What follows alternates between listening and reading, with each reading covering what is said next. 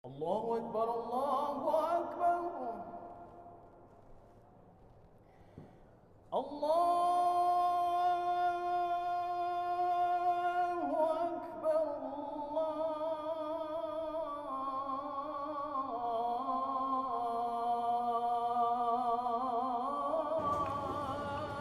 بسم الله الرحمن الرحيم. السلام عليكم ورحمة الله وبركاته. الحمد لله رب العالمين. الحمد لله الذي جعل أمة محمد أمة واحدة وفضلنا خير أمة. أشهد أن لا إله إلا الله وحده لا شريك له، وأشهد أن سيدنا محمدا عبده ورسوله. اللهم فصل وسلم وبارك على سيدنا محمد وعلى آله وصحبه أجمعين. قال تعالى في القرآن الكريم وهو أصدق القائلين: ربنا وابعث فيهم رسولا منهم يتلو عليهم آياتك ويعلمهم الكتاب والحكمة ويزكيهم إنك أنت العزيز الحكيم. وقال أيضا: وإذ قال عيسى بن مريم يا بني إسرائيل إني رسول الله إليكم مصدقا لما بين يدي من التوراة مبشرا برسول يأتي من بعد اسمه أحمد. وقال أيضا: لن ترضى عنك اليهود ولا النصارى حتى تتبع ملتهم. Sidang jamaah subuh yang dirahmati Allah Subhanahu wa taala. Allah menciptakan jagat raya ini, kemudian memilih di antara malaikat, kemudian iblis, kemudian Allah menciptakan Adam. Inni ja'ilun fil ardi khalifah. Allah pilih manusia sebagai khalifah, pemimpin jagat raya ini. Keseimbangan ekosistem alam ini Allah percaya kepada manusia.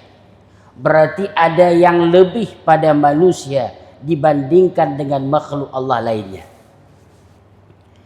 Jamaah dimuliakan Allah Subhanahu wa taala, Allah mampu mengangkat derajat manusia dari kehinaan. Dari awal proses penciptaan manusia dari setetes air mani, air yang sangat hina, bahkan kita sendiri yang dihasilkan dari tubuh laki-laki sendiri tapi jijik dengan air itu.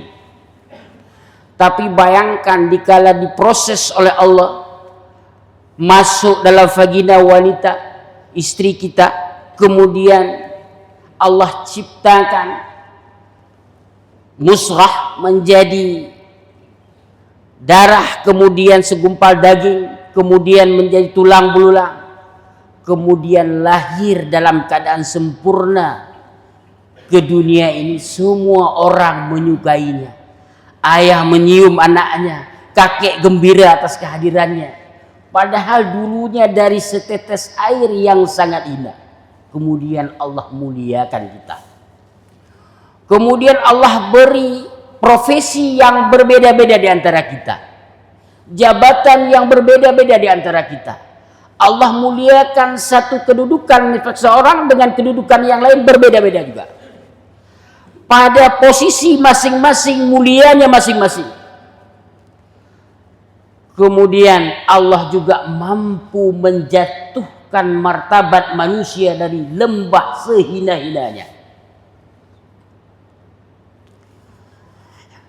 Bayangkan hari ini orang ada di tumpuk kekuasaannya, kemudian Allah hancurkan, turun sehina-hinanya. kita contohkan umat-umat terbelakang yang terdahulu. Raja Nimrud yang diutuskan di dalamnya adalah Nabiullah Ibrahim alaihissalam. Raja Nimrud punya kekuasaan, kemudian karena sombong dan angkuhnya Raja Nimrud itu mati dengan satu lalat. Lalat, makhluk yang sangat hina, yang kita sendiri jijik.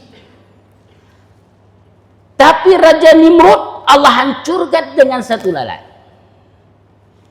Fir'aun dengan bala tentaranya, apa yang tidak dimiliki oleh Fir'aun? Mungkin kalau kita lihat dari kekuasaan-kekuasaan, banyak yang Allah beri kepada Bani Israel, pada kaum Yahudi. Nanti saya ceritakan nih bagaimana kaum Yahudi. Tetapi bagaimana Allah hancurkan itu Fir'aun yang dibangga-banggakan. Bahkan Fir'aun mengaku Tuhan, ana rabbukumul a'la, aku Tuhan kalian. Karena sombongnya Fir'aun, Allah runtuhkan di Laut Merah menjadi jatsi. Nah, jamaah yang dimuliakan Allah Subhanahu wa taala, maka Allah mampu mengangkat derajat manusia, Allah juga mampu menjatuhkan derajat kita, bahkan sangat hina dari sebelumnya. Nah, jamaah yang dimuliakan Allah Subhanahu wa taala, ada dua kaum dalam Al-Quran tidak disebut secara eksplisit memang, tapi kalau kita membaca dan meneliti dari Al-Quran dan hadis, banyak kaum ini diceritakan dalam Al-Quran. Dan literatur-literatur ilmiah, ahli sejarah juga banyak menulis tentang kaum ini, bangsa. Yang pertama, Yahudi. Yahudi ini sering disebut, bahkan dalam Al-Quran disebut. Bahkan banyak nabi diutuskan oleh Allah, bahkan satu mati belum habis masanya, kemudian Allah ganti dengan nabi yang lain. Ini kaum Yahudi. Kecerdasan kaum Yahudi bukan hari ini diakui, bukan hari ini. Orang Yahudi itu kecerdasannya sudah dari dulu. Masa Nabi Musa alaihissalam, kita pernah dengar kisah tentang Fir'aun. Kemudian kita pernah dengar kisah tentang Qarun. Sudah mampu mereka membuat kepingan-kepingan logam dari emas. Dalam ilmu teknologi hari ini, mereka sudah mampu itu. Nah, jamaah dimuliakan Allah Subhanahu wa taala, kalau kita lihat hari ini populasi penduduk dunia hari ini terus bertambah. Yahudi dari sekian populasi penduduk dunia 0,2%. Coba baca balik populasi mereka. Tetapi 20% teknologi dunia itu disumbangkan oleh Yahudi. Sadar tidak sadar, kita pakai hari ini Facebook, Bill Gates itu orang Yahudi.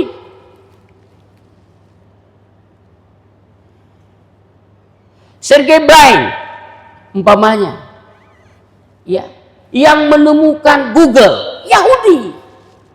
Larry Page kawannya, Yahudi. Mau bilang apa? Kemudian fisikawan dunia Albert Einstein itu juga orang Yahudi, bangsa Yahudi. Maka pada waktu penyerangan Iran kemarin, Iran mampu diserang oleh Yahudi, yaitu Israel. Itu termasuk jenderal-jenderal Iran, itu Putin yang sampaikan, saya baca beritanya. Mereka masih menggunakan teknologi Yahudi, sebahagiannya tinggal. Nah, ini saya sampaikan apa? Sejarah menyebutkan dua bangsa yang Allah beri kecerdasan, Yahudi. Yang kedua Persia, Iran. Maka kalau kita lihat hari ini, kenapa Amerika berkawan dengan Israel, bermitra dengan Israel. Orang terpengaruh dengan opini seolah-olah Israel ini penting kepada Amerika. Bukan. Ilmuwan Amerika mayoritasnya dari Yahudi. Amerika lah yang berkepentingan banyak kepada Israel. Pertanyaan selanjutnya, kenapa Rusia bermitra dekat dengan Iran? Opini dibangun bahwasanya Iran bergantung kepada Rusia. Saya punya teman di suaminya orang Iran. Perlu tahu bapak-bapak, ibu-ibu, Rusia itu ilmuwan besarnya, tenaga atomnya berasal dari Rusia, Persia. Dari Rusia. Bukan Iran yang membutuhkan Rusia, tetapi Rusialah yang membutuhkan Iran, Teheran. Jangan terpengaruh dengan opini. Itu sudah Allah ceritakan lama dalam Al-Quran. Sudah lama diceritakan oleh Ibnu Katsir dalam kisah para nabi. Bagaimana cerdasnya kaum Persia. Saya ke contoh kaum Persia. Al-Khawarizmi. Orang Persia. Ahli matematik, Al-Jabar.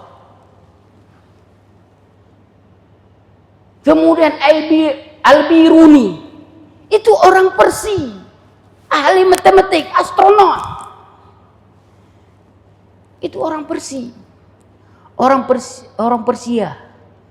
Ibnu Sina, bapak dokter modern. Orang non Muslim belum terkenal dengan teknologi pengobatan. Islam sudah mengenalnya. Itu orang Muslim, orang Persia. Siapa dia? Ibnu Sina. Itu rumah sakit yang di Rumah Sakit Zainal Abidin. Ibnu Sina.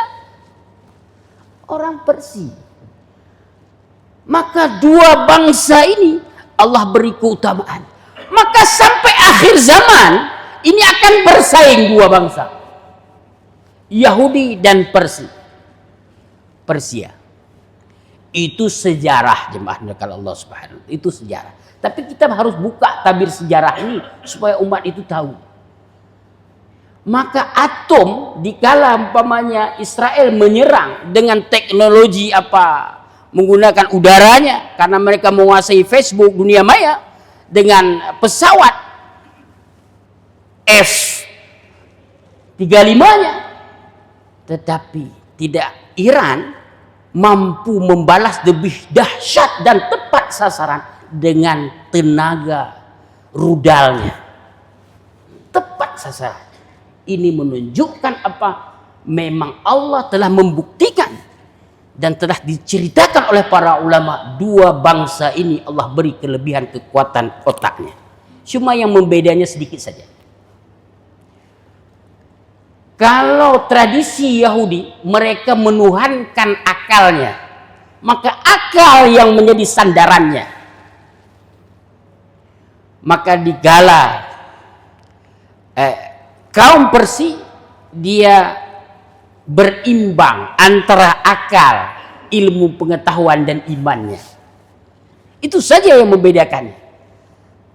Nah, jemaah yang dirahmati Allah Subhanahu wa taala, sekarang kita coba buka lembaran sejarah. Lembaran hitam kaum Yahudi.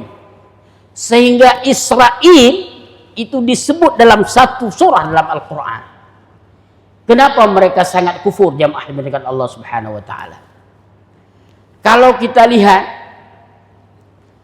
kekufuran mereka, ya, mereka membunuh nabi-nabi mereka. Bahkan dalam literatur sejarah itu disebutkan 70 orang lebih nabi dibunuh oleh Bani Israel. 70 orang lebih disebutkan dibunuh oleh Bani Israel. Ibnul Qayyim dalam kitabnya Hidayatul Al-Hayara menyebutkan 5 nabi yang sering diceritakan. Yang pertama Nabi Zakaria, mereka bunuh. Yang kedua anaknya Nabi Zakaria, Nabi Yahya. Yang ketiga Nabi Uria. Yang keempat Nabi Yesaya atau Isaia. Kemudian yang kelima adalah Nabi Yeremia. 5 nabi yang dibunuh oleh Bani Israil dan diceritakan dalam sejarah. Nah, jamaah yang dimuliakan Allah Subhanahu wa taala, setelah Nabi Sulaiman alaihissalam wafat, terjadi kekosongan masa yang tidak lama. Lalu Allah mengutuskan Nabi Yesaya. Untuk apa? Untuk menasihati kaum Bani Israel untuk kembali kepada Allah Subhanahu wa taala. Untuk kembali kepada ajaran yang sebenarnya, kepada tauhid. Apa yang terjadi jamaah yang dimuliakan Allah Subhanahu wa taala? Mereka bahkan mengejar dan ingin membunuh Nabi Yesaya. Mereka kejar. Kemudian atas izin Allah, di depan Nabi Yesaya ada pohon yang sangat besar, kemudian terbelah menjadi 2. Nabi Yesaya Isaiyah masuk ke dalam pohon tersebut. Kemudian setan menggunakan kesempatan menarik ujung kain daripada Nabi Yesaya dan keluar daripada pohon. Kemudian dilihatlah oleh raja Bani Israel dan pengikutnya. Kemudian dipotonglah, digergajilah kayu ini dan juga meninggalnya atau kembalinya kepada Allah Subhanahu wa taala Nabi Yesaya. Itu sejarah disebutkan kekufuran Bani Israel. Yang lainnya, tidak ada sekufur Bani Israel, ya. Tidak ada bani-bani sebelumnya yang ingin melihat Tuhan dengan mata telanjangnya, hatta narahu jahra, dengan matanya, kecuali Bani Israel. Mereka ingin lihat Allah itu dengan matanya bagaimana? Tidak ada sebelumnya. Sehingga Allah perintahkan Nabi Musa alaihissalam naik ke Bukit Tursina. Sampai di Bukit Tursina 70 pengikutnya.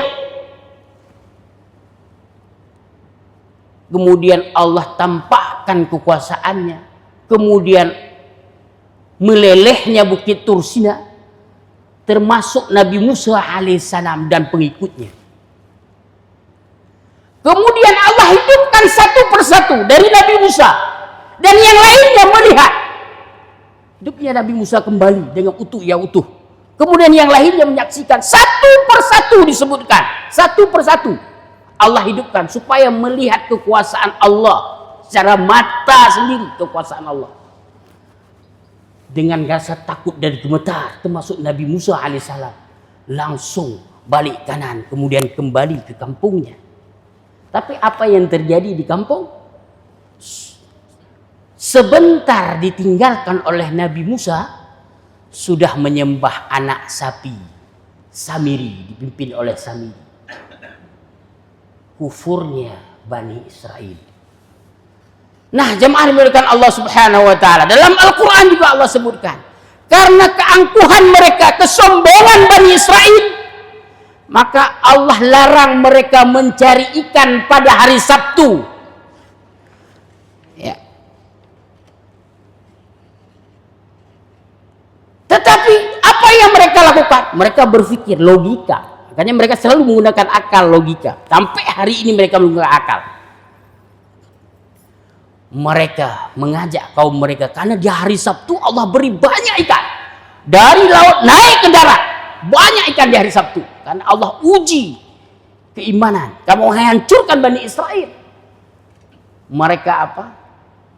Bikin jaring pada hari Jumat, kemudian ambil ikannya pada hari Minggu. Ingin nipu Tuhan. Mereka tidak ambil ikan di hari Sabtu, tapi mereka bikin jaring di hari Jumat, kemudian ambil ikannya tertangkap di hari Sabtu, kemudian ambilnya di hari Minggu.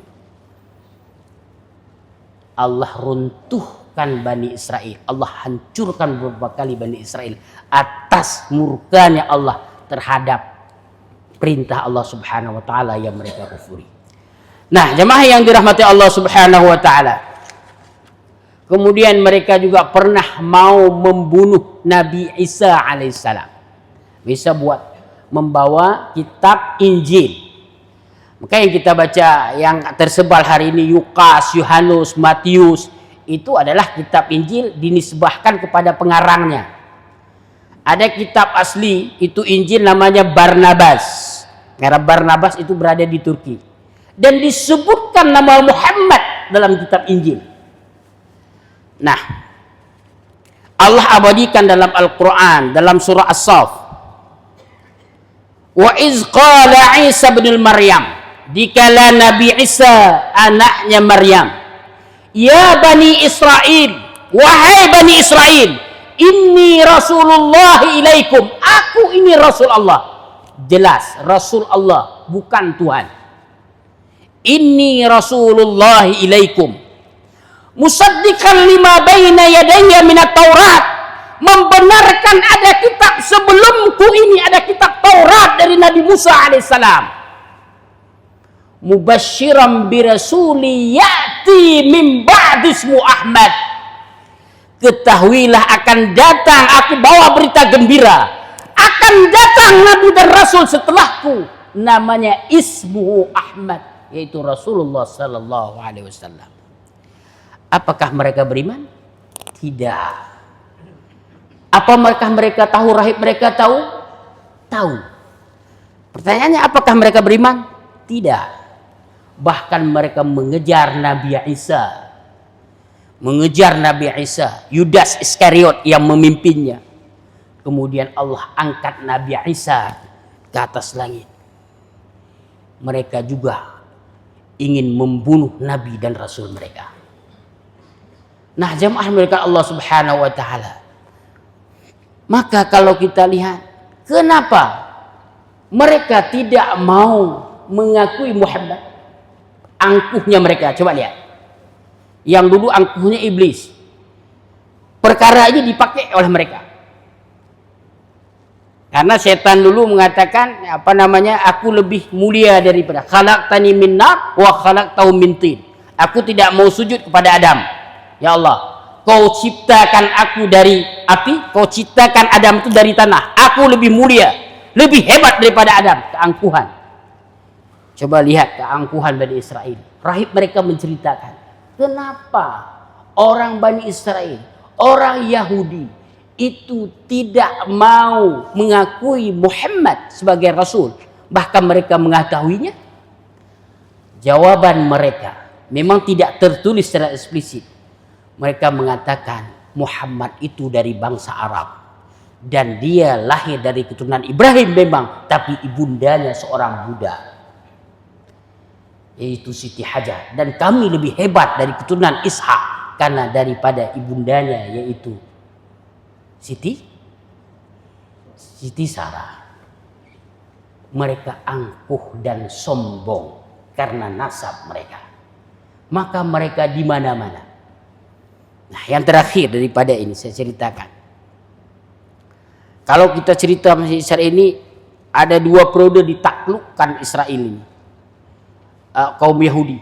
Yang pertama masa Umar, yang masa itu masih pemerintahannya di negeri Hijaz, di Madinah hari ini. Yang kedua yang terkena ditaklukkan Yerusalem itu pada masa Salahuddin Al-Ayyubi, Saladin. Yang menariknya Hitler. Hitler bukan Muslim. Tapi Hitler itu membunuh semua kaum Yahudi pada Perang Dunia Kedua itu. Semua orang Yahudi yang ada di Jerman diusir semuanya. Siapa yang menampung mereka? Orang Islam, Palestina yang menampung mereka. Siapa yang baik budi? Palestina yang menampung mereka. Inggris, Amerika. Maka Israel ini negara boneka pembentukan daripada Inggris dan Amerika. Tapi kenapa? Sebabnya kemuliaan hati orang Islam menerima mereka. Maka Hitler katakan apa? Nanti coba baca lagi. Saya baca artikelnya menarik ini. Hitler walaupun non-Muslim menarik. Disebutkan oleh Hitler, ku tinggalkan sedikit buat kalian daripada bangsa Yahudi yang aku usir, nggak dibunuh semuanya, supaya kalian tahu bagaimana akhlak dan perangai mereka. Itu bukan orang Islam, Hitler yang sampaikan. Dia tahu apa aku tinggalkan sedikit buat kalian, tidak semuanya aku bunuh, supaya kalian tahu bagaimana perangai mereka. Hari ini ditinggalkan. Itu terjawab hari ini. Al-Quran menceritakannya, orang non-muslim juga menceritakannya. Hitler pemimpin dunia, walaupun berbagai perspektif terhadap Hitler, tapi kata-katanya itu sampai hari ini masih. Nah, jemaah dimuliakan Allah Subhanahu wa taala, untuk pemimpin. Saya kasih contoh Salahuddin Al-Ayyubi, ini satu saja. Kalau saya mengki dari Umar nanti damas sekali. Salahuddin Al-Ayyubi dikenal dengan nama Saladin. Di negeri Eropa terkenal Saladin. Tidak ada yang nggak kenal Saladin. Bahkan di negeri Muslim yang kurang disebut. Di negeri Muslim kita kenal Salahuddin Al-Ayyubi, hampir tidak. Salahuddin Al-Ayyubi, Saladin tidak kenal. Anak-anak kita hampir tidak kenal. Tapi di Eropa semua mempelajari Saladin, kehebatan Saladin, Salahuddin Al-Ayyubi. Siapa mereka? Pemimpin Islam, Salahuddin. Pusat pemerintahannya pada waktu itu di Suriah. Salahuddin Al-Ayyubi, beliau memimpin negeri Syam, sepanjang negeri Syam. Dia taklukkan. Maka Salahuddin menaklukkan Daulah Fatimiyah di Mesir. Yang ajaran Syiah, itu Salahuddin yang taklukkan. Di mana lahir Salahuddin Al-Ayyubi? Di Tikrit, tempat lahirnya Saddam Hussein. Dinasti Ayyubiyah. Salahuddin Al-Ayyubi mentaklukkan bahkan Babuin pada waktu itu, ya, yang menguasai daerah Yerusalem, tunduk dan patuh dan ditaklukkan oleh bala tentara Salahuddin Al-Ayyubi. Kalau dulu negeri Syam itu termasuk Yordania, termasuk di Suriah, termasuk Palestina. Israel belum ada negeri Israel, Palestina. Maka orang yang tersebut Israel mengakui itu ada negara Israel. Nggak ada negara Israel. Dulu yang ada adalah negeri Syam disebutnya. Nah, jemaah yang dimuliakan Allah Subhanahu wa taala, ada perangai Salahuddin, sering saya ceritakan ini. Salahuddin Al-Ayyubi, beliau ada pengikut satu orang yang memegang, kalau dulu kan ngotayong ini dah gubernur atau dah presiden dia ubah pengawal. Ngojamun kontah pakai di peti, dibawa-bawa peti kecil dibawa. Nah, jemaah milik Allah Subhanahu wa taala, Salahuddin memesan kepada penjaganya, jangan engkau buka peti ini kecuali setelah aku tiada nantinya. Dibawalah kemana-mana. Dikala Salahuddin sudah mulai sakit dan mulai tua, itu pusat pemerintahan kan di Suriah hari ini. Nah, jemaah milik Allah Subhanahu wa taala, atas izin Allah, tak kehendak Allah, tutup usia Salahuddin Al-Ayyubi dan meninggal dunia. Kemudian dia berani membuka peti. Dia kumpul rakyat sebagai saksi supaya jangan dituduh. Ditumpuk semuanya rakyat. Semua rakyat dan pemimpin-pemimpin, gubernur-gubernur dikumpul ke Suriah hari ini. Dikumpulkan. Bahwasanya Salahuddin Al-Ayyubi pemimpin kita mengamanahkan kepada saya untuk membuka setelah beliau tiada. Supaya tidak terjadinya fitnah, aku buka, kalian menjadi saksi semuanya. Dan rakyat menjadi saksi apa yang ada di dalam peti ini.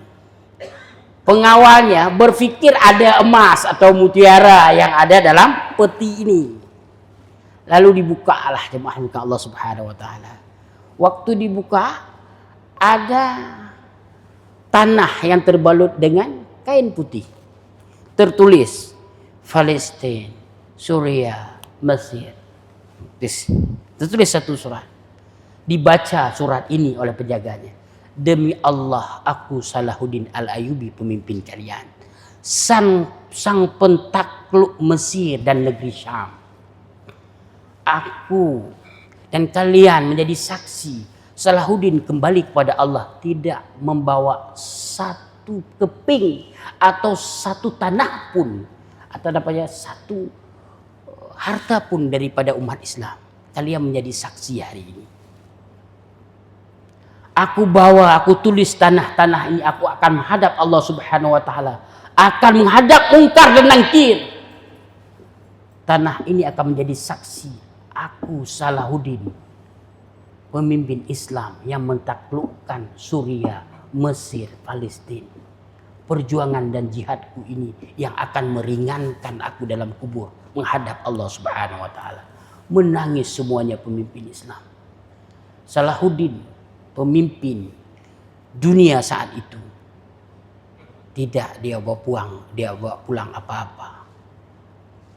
Cuma dia tinggalkan satu potong surat, kemudian dia tinggalkan beberapa gempal daripada tanah. Itu pun dia bawa bahwasanya sebagai saksi nanti dia itu seorang pejuang, orang mujahid pada Allah Subhanahu wa taala. Yang ingin dia sampaikan, walaupun dia menaklukkan banyak negeri kepada orang Islam, sedikit pun beliau tidak ambil uang daripada umat Islam ini. Itu pemimpin diteladani sampai dunia barat hari ini mengakui ketenaran dan keteguhan iman dan perjuangan Salahuddin Al-Ayyubi. Mudah-mudahan akan lahir juga pemimpin-pemimpin kita suatu saat sebagaimana lahirnya pemimpin kita umat Islam Salahuddin Al-Ayyubi. Demikian, mudah-mudahan mau'izah pada kesempatan ini punya makna dan bermanfaat bagi kita semuanya. Kami akhiri, assalamualaikum warahmatullahi wabarakatuh. Bismillahirrahmanirrahim. لقد جاءكم رسول من أنفسكم عزيز عليه ما عنتم حريص عليكم بالمؤمنين رؤوف رحيم. ويقول إن الله وملائكته يصلون على النبي يا أيها الذين آمنوا صلوا عليه وسلموا تسليما. ويقول قل